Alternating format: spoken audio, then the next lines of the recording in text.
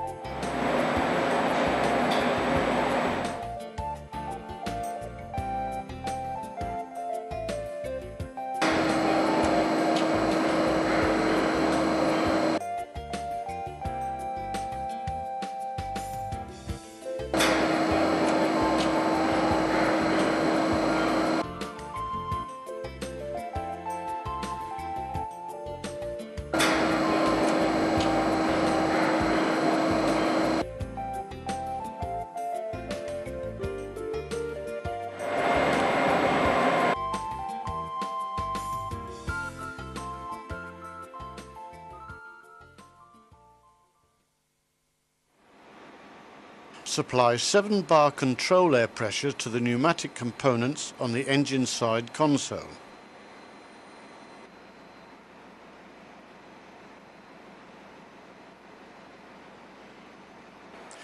Switch control from the engine room to the engine side console.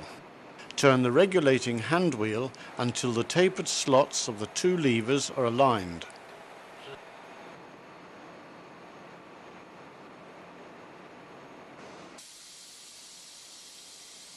The throttle non-return valve must be fully open before adjusting the VIT system.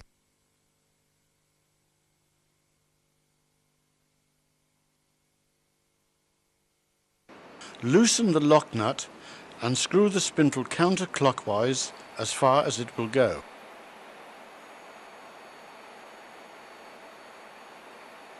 Make sure that the pressurized air reaches the VIT actuator. It may be necessary to switch the changeover valve manually. The pilot valve must be adjusted so that when the spindle is pressed 8 mm inwards, the control air pressure will be 5.5 bar. Turn the regulating hand wheel so that the steel bar just touches the pilot valve. Insert a distance piece with a thickness of precisely 8 mm.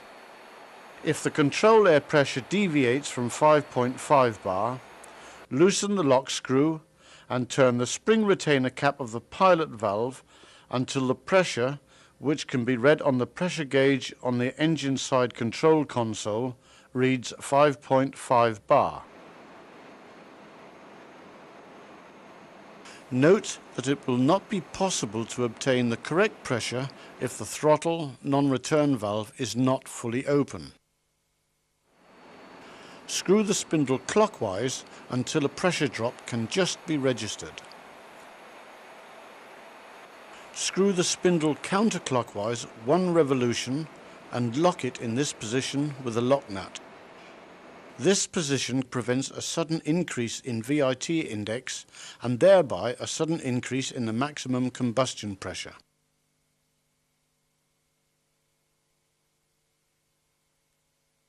Make sure that the VIT index is set at 0.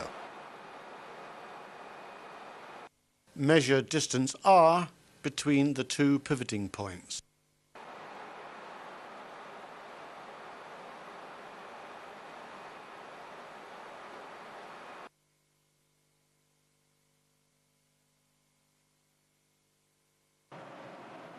Note down the result. Measure distance L between the pivoting point and the center line of the VIT rack.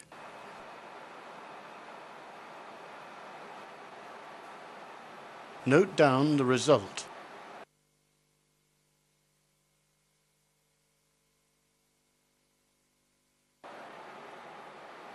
Measure distance X between the pivoting point and the center line of the VIT rack. Note down the result. To ensure that the movement of the link is evenly distributed around the center line of the VIT rack, R must equal L plus X.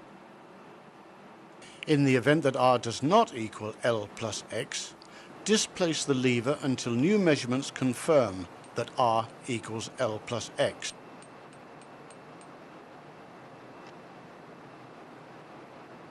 When the correct position is obtained, mark the position of the lever and stamp the cylinder number on the locking plate and lever.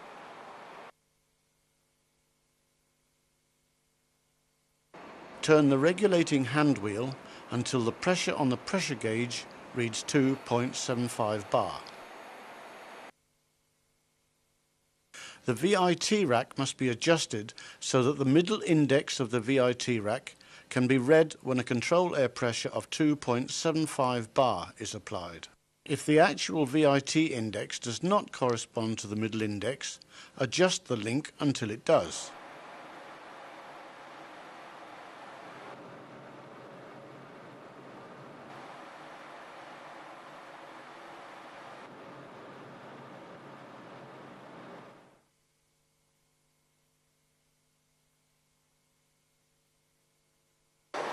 Start the engine and run it up to a load corresponding to the breakpoint load. Use the indicator drive or PMI system to adjust the load until it corresponds to the breakpoint load. The mean indicated pressures of the individual cylinders must not deviate more than 0.5 bar. If the deviation is more than 0.5 bar, adjust the load distribution on the fuel index rack of the individual cylinders. The engine is now running at the breakpoint. At this load, the steel rod must touch both pivoting points. If the rod does not touch both pivoting points, adjust the rod in accordance with step 2.3 of this film. Measure the maximum combustion pressures of each cylinder. Adjust the links or disconnect and lock the VIT racks so that the maximum combustion pressures, corrected to ISO ambient conditions, are uniform and have the required values.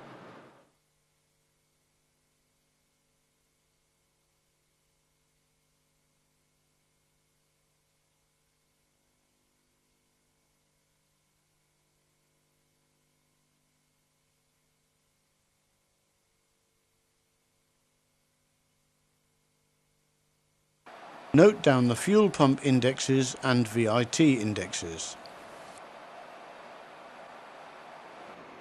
Run the engine up until it corresponds to 100% MCR. Use the indicator drive or PMI system to adjust the load so that it corresponds to 100% MCR. The mean indicated pressures of the individual cylinders must not deviate more than 0.5 bar. If the deviation is more than 0.5 bar, adjust the load distribution on the fuel index rack of the individual cylinders. Again, measure the maximum combustion pressures for each cylinder. Adjust the links or displace and lock the VIT racks so that the maximum combustion pressures, corrected to ISO ambient conditions, are uniform and have the required values.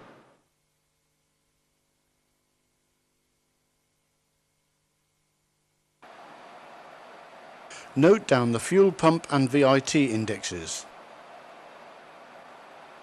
Note down the VIT indexes at breakpoint and 100% MCR and calculate the average index. Determine the middle value of the VIT rack and calculate the difference between the middle index and the calculated average index. The result of this calculation will determine how much the cams are to be turned. If the result exceeds 0.5 millimeters, the cams must be turned according to step 1.6 of this film, after step 1.5 has been completed. The purpose of turning the cams is to distribute the breakpoint and 100% MCR service points evenly around the middle value of the VIT rack.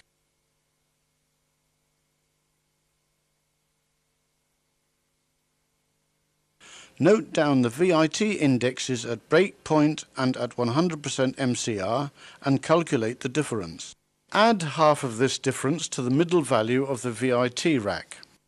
Subtract half of this difference from the middle value of the VIT rack. Calculate the average VIT index at breakpoint and at 100% MCR.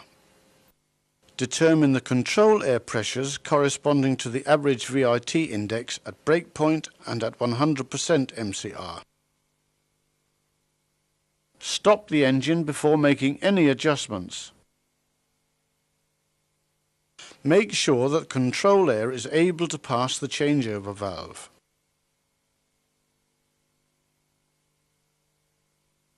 Supply a control air pressure of 7 bar to the pilot valve. If the links were adjusted in step 1.4, then adjust again so that a control air pressure of 2.75 bar corresponds to the middle value of the VIT rack.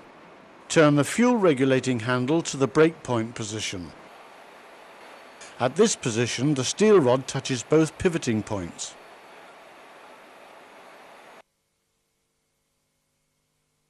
Displace the pilot valve bracket until the calculated control air pressure at breakpoint is obtained.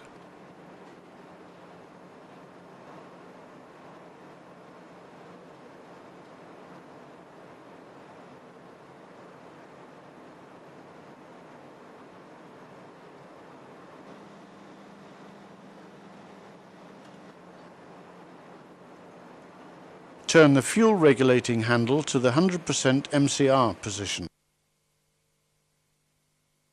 Displace the lowermost pivoting point until the calculated control air pressure at 100% MCR is obtained. Start the engine and run it up to a load corresponding to the breakpoint. Make sure that the control air pressure is able to pass the changeover valve. Fine adjust the links so that the maximum combustion pressures, corrected to ISO ambient conditions, are uniform and have the required value. Load the engine until it corresponds to 100% MCR, and fine adjust the lowermost pivoting point so that the maximum combustion pressures, corrected to ISO ambient conditions, are uniform and have the required values. Cams must be turned if the value calculated in step 1.4 of this film is exceeded.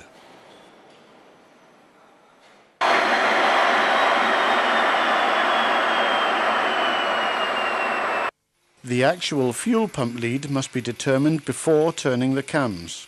Make sure that the reversing links are in the ahead position.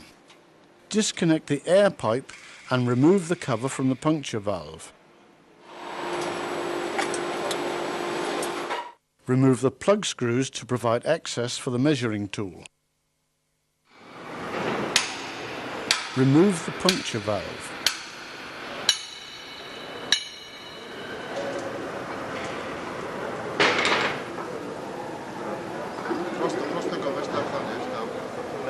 Mount the measuring tool, making sure that it engages correctly with the bore in the top of the fuel pump plunger. Turn the cylinder concerned to top dead center.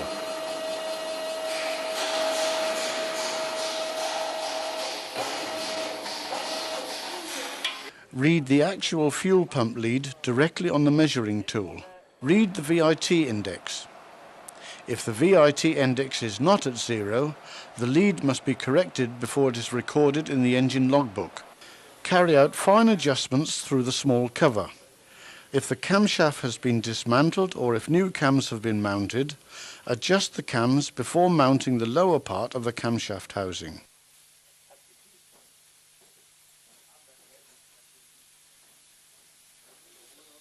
Remove the plugs from the cam, and insert copper gaskets. Mount, but do not tighten the snap-on couplings.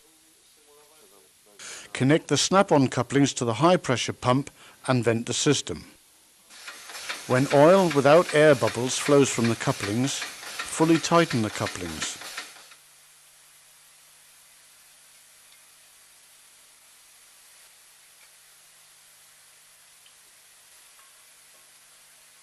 Turn the engine until the special spanner can be mounted, then raise the pressure until oil seeps out between the cam and camshaft.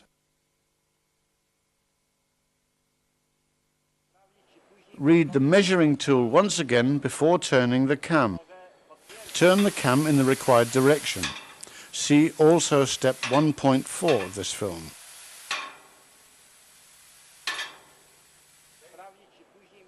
Follow the turning of the cam on the measuring tool and stop turning when the required change has been obtained. Relieve the system of pressure and remove the spanner and hydraulic tools.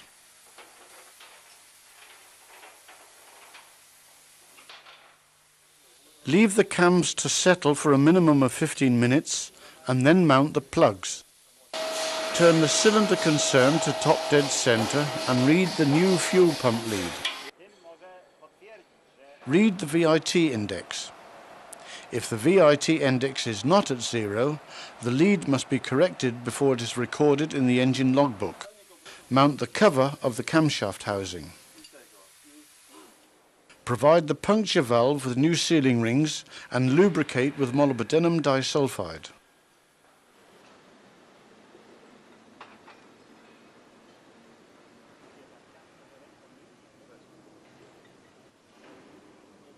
Tighten the puncture valve to the torque stated in the instruction book, Volume 2, Chapter 909, and mount the plug screws, cover and control air pipe.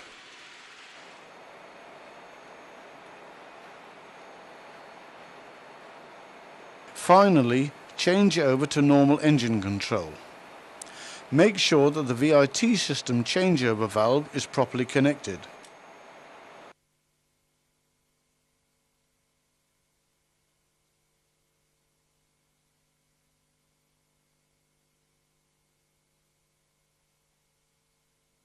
The system will have to be adjusted when certain components are replaced.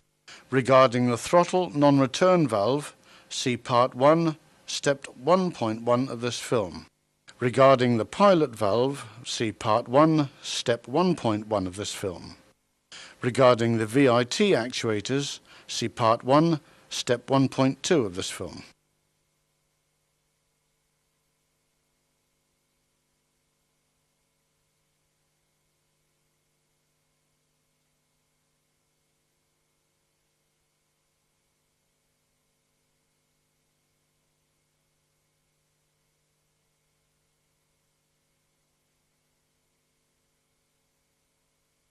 Measure the maximum combustion pressures regularly, especially after bunkering new fuel oil. Adjust the individual links until the maximum combustion pressures, corrected to ISO ambient conditions, are uniform and have the required value. If all the maximum combustion pressures are either too high or too low, displace the pilot valve bracket.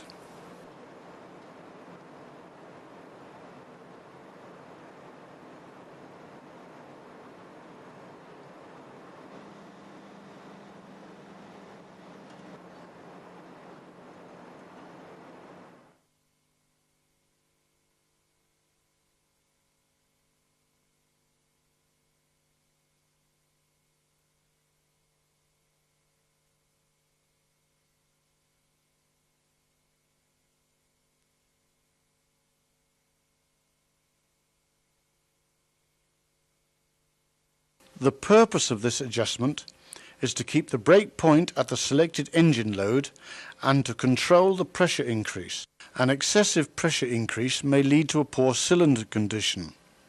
In this event, contact the engine builder before making any adjustment. Start the engine and run it up to a load corresponding to the brake point load. and hereafter to 100% MCR load. Use the indicator drive or PMI system to adjust the load so that it corresponds to the breakpoint load and 100% MCR load. Note down the fuel pump indexes. The mean indicated pressure of the individual cylinders must not deviate more than 0.5 bar. If the deviation is larger than 0.5 bar, adjust the load distribution on the fuel index rack of the individual cylinders.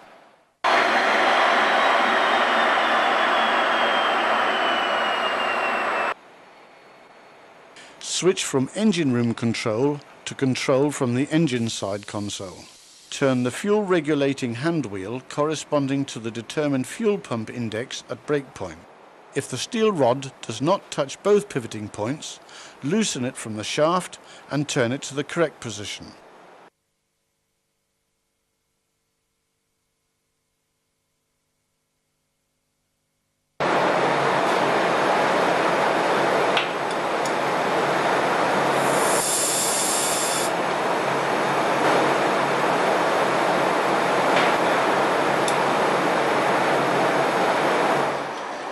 Start the engine and run it up to a load corresponding to the breakpoint load.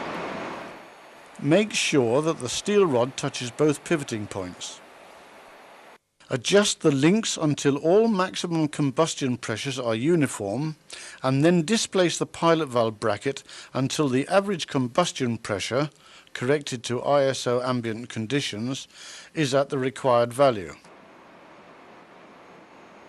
Load the engine so that it corresponds to 100% MCR load and displace the lowermost pivoting point until the average combustion pressure, corrected to ISO ambient conditions, is at the required value.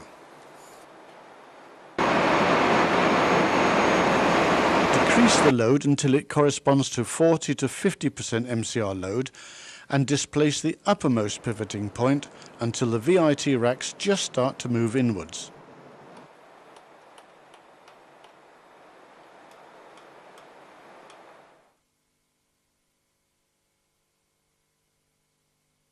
This occurs at a control air pressure of about 0.5 bar. Lock the pivoting point in this position and change over to normal engine control.